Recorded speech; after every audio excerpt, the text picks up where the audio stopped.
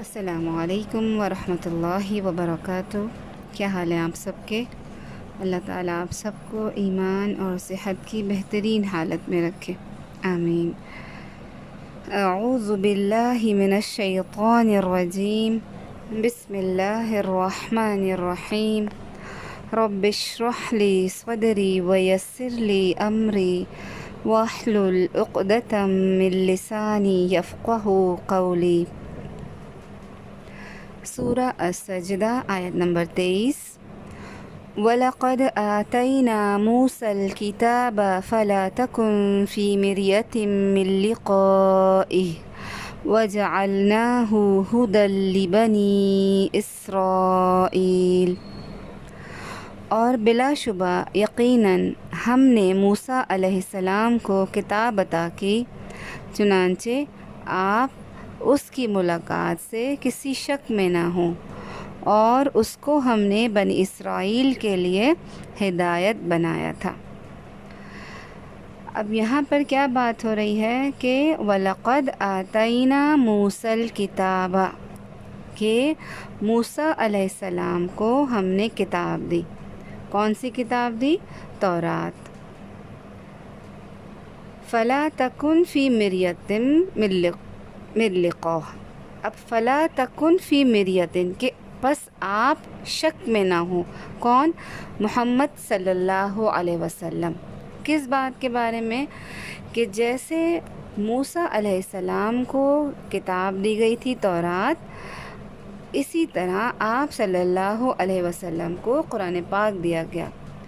تو موسیٰ علیہ السلام کی کتاب تورات بھی حق تھی، اور آپ صلی اللہ علیہ وسلم کو جو قرآن پاک دیا گیا وہ بھی حق ہے، یعنی آپ اس میں کسی بھی قسم کا شک نہ کریں۔ اصل میں بات یہ تھی کہ جس طرح آپ صلی اللہ علیہ وسلم کی تعلیمات اور آپ کی کتاب کو اہل مکہ مانتے نہیں تھے، شک کرتے تھے، انکار کرتے تھے، تو آپ صلی اللہ علیہ وسلم کو تسلی دی جا رہی ہے کہ یہ کوئی نئی بات نہیں ہے۔ آپ سے پہلے موسیٰ علیہ السلام کو بھی کتاب دی گئی تھی، اور ان کی قوم بھی ان کا انکار ہی کرتی تھی، یہ کوئی نئی بات نہیں ہے۔ اور آپ دیکھیں آج بھی اگر ہم تھوڑا سا اپنے آس پاس دیکھیں تو جو بھی حق کی دعوت دے رہا ہوتا ہے، جو لوگوں کو صحیح راستے پر بلا رہا ہوتا ہے، اسی کو لوگ غلط کہتے ہیں، جبکہ وہ خود غلط ہوتے ہیں، خود وہ حق سے دور ہوتے ہیں۔ اور جہالت کی انتہا یہ ہوتی ہے کہ خود غلط ہو کر بھی حق کو غلط ثابت کر رہے ہوتے ہیں۔ تو یہ کوئی نئی بات نہیں ہے، یہ تو ہمیشہ سے ہوتا رہا ہے کہ جو حق پر ہوتا ہے اس کو غلط ثابت کیا جاتا ہے۔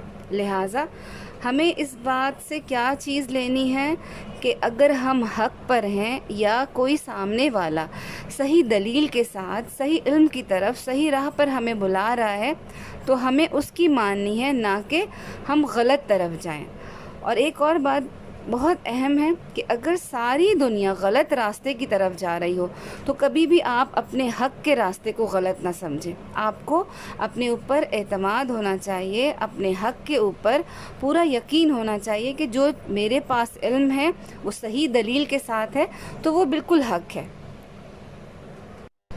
جس طرح تورات اس دور کے لیے ہدایت تھی، حضرت موسیٰ علیہ السلام کی قوم کے لیے، تو اب جو آپ کو کتاب دی گئی نبی اکرم صلی اللہ علیہ وسلم کو، وہ قرآن مجید قیامت تک کے لیے تمام انسانوں کی رہنمائی کے لیے ہے۔ اللہ رب العالمین نے بھی سورہ زخرف کی آیت نمبر 4 میں کیا فرمایا؟ وَإِنَّهُ فِي أُمِّ الْكِتَابِ لَدَيْنَا لَعَلِيٌّ حَكِيمٌ، اور یقیناً وہ اصل کتاب میں ہمارے پاس ہے، یقیناً وہ بہت بلند کمال حکمت والا ہے۔ تو کتاب موسیٰ علیہ السلام کو بھی دی گئی جو حق تھی، اور کتاب آپ صلی اللہ علیہ وسلم کو بھی دی گئی جو برحق ہے، اس میں کوئی شک نہیں۔ دوسرا، اس لقائہ سے مراد موسیٰ علیہ السلام بھی لیے گئے، کہ موسیٰ علیہ السلام سے جو آپ کی ملاقات ہوئی، اس میں نہ آپ صلی اللہ علیہ وسلم کو کوئی شک ہو، اور نہ ہی لوگوں کو اس بارے میں کوئی شک ہونا چاہیے۔ کہ آپ صلی اللہ علیہ وسلم کی ملاقات شب اسراء میں ہوئی، یہ برحق ہے بات۔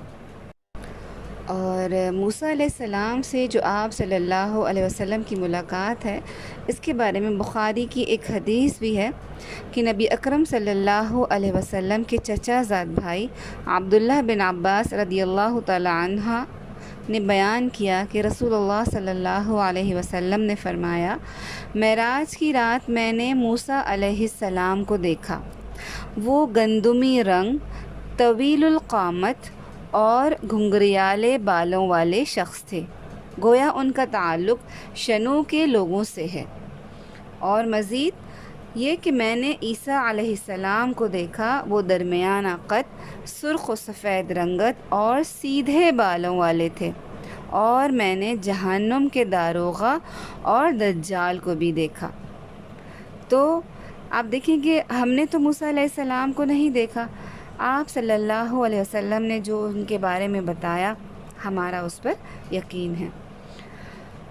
تو اب بات کیا ہے کہ موسیٰ علیہ السلام کو بھی کتاب دی گئی اور آپ صلی اللہ علیہ وسلم کو بھی کتاب دی گئی۔ موسیٰ علیہ السلام کو بنی اسرائیل کی طرف ہدایت کے لیے بھیجا گیا، اور آپ صلی اللہ علیہ وسلم قیامت تک کے لوگوں کے لیے ہدایت ہے، یعنی آپ صلی اللہ علیہ وسلم کی تعلیمات اور آپ کی لائی ہوئی کتاب قیامت تک کے لوگوں کے لیے ہدایت ہے۔ آیت نمبر 24، وَجَعَلْنَا مِنْهُمْ أَئِمَّةً يَهْدُونَ بِأَمْرِنَا لَمَّا صَبَرُوا وَكَانُوا بِآيَاتِنَا يُوقِنُونَ، اور ہم نے ان میں سے رہنما بنائے تھے جو ہمارے حکم سے رہنمائی کرتے تھے، جب انہوں نے صبر کیا اور ہماری آیات پر وہ یقین رکھتے تھے۔ وَجَعَلْنَا مِنْهُمْ أَئِمَّةً، اور ہم نے ان میں سے رہنما بنائے تھے۔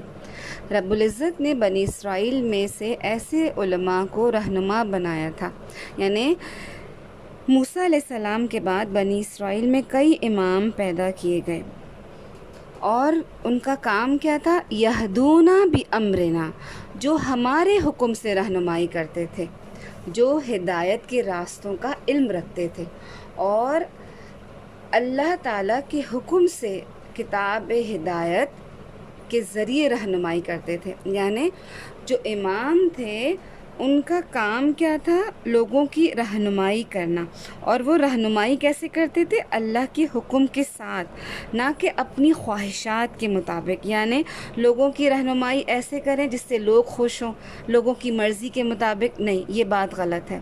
لوگوں کی رہنمائی کیسے ہوتی ہے؟ امام کا کام کیا ہوتا ہے کہ وہ لوگوں کی رہنمائی اللہ کی کتاب اور اس کے حکم کے مطابق کرتا ہے۔ یہاں پہ جو بات ہے نا، یہدونا بامرنا، امر سے مراد کیا ہے؟ اللہ کے احکام، کہ اللہ کے احکام کے ساتھ لوگوں کی رہنمائی کرتے۔ اور آگے جو بات آ رہی ہے وہ بھی بہت اہم ہے، لما صبروا، یعنی صبر کے ساتھ رہنمائی کا کام، یعنی صبر کے بغیر کسی کی رہنمائی، کسی کی ہدایت کا کام ہو ہی نہیں سکتا، کیونکہ جب آپ لوگوں کو کسی بات کے بارے میں بتاتے ہیں، لوگوں کی جب اصلاح کرتے ہیں، جب لوگوں کو اللہ کے دین کی طرف لے کر آتے ہیں، تو اس میں ضرور لوگوں کا ری ایکشن سامنے آتا ہے۔ تو اب اس ری ایکشن کے سامنے ہمیں صبر کرنا ہے، کیونکہ جب تک ری ایکشن کے سامنے صبر نہیں ہوگا تو آپ جم نہیں سکتے، اور صبر کے بغیر ہدایت کا کام ہو نہیں سکتا۔ تو ہدایت کے لیے، ہادی کے لیے صبر شرط ہے۔ جب تک صبر کرتے رہے کام ہوتا رہا۔ صبر کیا ہے؟ کہ اپنے جذبات کو باندھنا، کسی کے نیگیٹو رویے پر اگر آپ کو غصہ آ رہا ہے تو اس کو کنٹرول کرنا۔ اب یہ کیا ہے؟ ائمہ کی خصوصیات بتائی گئی کہ وہ کیا تھی ان کے اندر، کہ وہ صبر کا معاملہ رکھتے اپنے ساتھ، یعنی صبر کی روش اختیار کرتے، اور لوگوں کا جو بھی نیگیٹو رویہ ہوتا، جو لوگوں کے نیگیٹو ریئیکشنز ہوتے، ان کے معاملے میں وہ بہترین صبر کا مظاہرہ کرتے۔ اور انبیاء کے بعد آپ کو پتہ ہے کہ سب سے بلند مقام کس کا ہوتا ہے؟ علماء کا، اور وہ علماء جو علماء حق ہوتے ہیں، جو لوگوں کو اللہ کا پیغام جوں کا توں پہنچاتے ہیں، اپنی مرضی سے اس میں کوئی ایڈیشن یا سبٹریکشن نہیں کرتے۔ یعنی ان کو کیا فکر ہوتی ہے کہ اللہ خوش ہو، نہ کہ ان کو یہ فکر ہو کہ لوگ خوش ہو جائیں۔ جو لوگوں کی خوشی کی فکر کرتے ہیں پھر وہ علماء حق نہیں ہوتے، پھر ان کا درجہ وہ نہیں ہوتا۔ جن کا یہاں بات ہو رہی ہے نا کہ علماء، آپ نے اگر وہ حدیث سنی ہو کہ جس کا مفہوم ہے کہ علماء انبیاء کے وارث ہیں، جنت میں انبیاء اور علماء کے درجے میں صرف ایک درجے کا فرق ہوگا، تو یہ کون سے علماء ہیں؟ علماء حق، جو اللہ کی کتاب اور اللہ کے احکامات کے ساتھ لوگوں کی ہدایت کرتے ہیں، لوگوں کو ہدایت کے راستے پر بلاتے ہیں، نہ کہ لوگوں کی خواہش یا اپنی خواہش کے مطابق۔ اب یہاں پہ ایک اور بہت اہم کوالٹی ہے جو امام کے اندر ہونی چاہیے، وہ کیا؟ کہ اللہ کے وعدوں پر یقین۔ آیت میں کیا آ رہا ہے آگے؟ وَكَانُوا بِآيَاتِنَا يُوقِنُونَ، کہ صبر کر کے منفی رویوں سے خود کو روک کر انسان اچھی امید کے ساتھ اچھے نتیجے کا انتظار کرے، جلد بازی نہ کرے، اللہ کے جو وعدے ہیں، اللہ کے جو انعامات ہیں، ان پر پورا یقین ہو، یقین ہوگا تبھی آپ جمیں گے۔ جلد بازی سے خود کو روکنا ہے، اور دینی رہنمائی جو اللہ کی آیات کے ساتھ ہوگی، اللہ کے احکامات کے مطابق ہوگی، پکے یقین کے ساتھ ہوگی، وہی کامیابی کے راستے پر ہوگی، اور وہی حق ہے۔ تو داعی کی اہم ترین دو صفات ہیں، پہلی کیا ہے؟ صبر، اور دوسری یقین۔ یعنی صبر کے ساتھ جمے رہنا، ہدایت کے راستے پر لوگوں کو بلاتے رہنا، اور یقین کس پر کرنا؟ اللہ کے وعدوں پر، جو اللہ نے پھر اس کے انعامات بتائے ہیں، اور جو اللہ کے وعدے ہیں ان پر پورا یقین ہو۔ تو مین پوائنٹ کیا ہے آیت کا؟ کہ بس صبر اور یقین کے ساتھ، یعنی صبر کی کوالٹی اور یقین کی کوالٹی کے ساتھ دین میں امامت کا درجہ حاصل ہوتا ہے۔ آیت نمبر 25، ان ربک هو یفصل بینہم یوم القیامت فیما کانوا فیہ یختلفون، یقیناً آپ کا رب ہی ان کے درمیان قیامت کے دن اس کے بارے میں فیصلہ کرے گا جن میں یہ اختلافات کرتے تھے۔ یعنی انسان، آپ دیکھیں کہ دنیا میں جب بھی کوئی بہت عزم کرے، کوئی کام، بہترین کام کا ارادہ کرے، تو اس میں کمی کہاں آتی ہے؟ کس وجہ سے آتی ہے؟ اختلافات کی وجہ سے۔ یعنی لوگوں کی اختلافات جو ہوتے ہیں وہ انسان کے عزم اور اس کے ارادے کو کمزور کرتے ہیں۔ لیکن ہمیشہ ایک بات انسان یاد رکھے کہ لوگوں کی مخالفت کا حل ہمارے پاس نہیں۔ جب بھی آپ لوگوں کو اللہ کی طرف بلائیں گے تو یقیناً مخالفت ہوگی، اور پیچھے بھی ہم نے پڑھا کہ جب آپ کسی کو کچھ دے رہے ہوں تو آپ کو اس پر پورا یقین ہونا چاہیے، اور جب بھی مخالفت بڑھے تو فیصلہ اللہ پر چھوڑ دیں۔ جب بھی کوئی کام کریں تو یقین کے ساتھ اور دلیل کے ساتھ کام کریں، اپنے کام پر آپ کو پورا یقین ہونا چاہیے۔ اور ہمیشہ یاد رکھیں کہ شیطان ایسے میں ضرور کمزور کرے گا کہ جب دیکھیں گا کہ سارے لوگ ہی آپ کے خلاف ہیں، سارے لوگوں میں ہی کوئی اتفاق نہیں ہے، تو شیطان دل میں کیا ڈالے گا کہ جب لوگ ہی راضی نہیں ہیں، لوگ ہی ہم سے خوش نہیں ہیں، تو رب کہاں سے خوش ہوگا؟ نہیں، ایسے میں معاملہ اللہ پر چھوڑ دیں، اپنے کام پر یقین کریں، اعتماد کے ساتھ اس پر جمے رہیں، اور سارے اختلافات کا فیصلہ اللہ قیامت کے دن کرے گا۔ یہ ہمیں یہاں سے پتہ چلتا ہے۔ تو اپنے کام پہ جمے رہنا، یقین کے ساتھ، اعتماد کے ساتھ، یہ ہمارے کرنے کا کام ہے۔ لوگوں کو ہم کبھی بھی نہیں سیدھی راہ پہ لا سکتے اگر وہ نہ آنا چاہیں۔ یعنی ہم ہدایت دے رہے ہیں، ہم لوگوں کی رہنمائی کر رہے ہیں، لیکن اگر لوگ اختلافات میں پڑ رہے ہیں تو پھر ہمارا کیا کام ہونا چاہیے؟ ہم اپنے کام پہ جمے رہیں اور لوگوں کا معاملہ پھر اللہ پر چھوڑ دیں۔ اللہ تعالیٰ ہمیں قرآن اور سنت کے ساتھ جڑنے کی، صحیح دین صحیح ہدایت کے ساتھ جڑنے کی توفیق دے، اور ہمارے اختلافات کو دور فرمائے اور ہم سب کو متفق رہنے کی توفیق دے، آمین یا رب العالمین۔ سبحانک اللہم و بحمدک، اشہد ان لا الہ الا انت، استغفرک و اتوب الیک۔ السلام علیکم ورحمۃ اللہ وبرکاتہ۔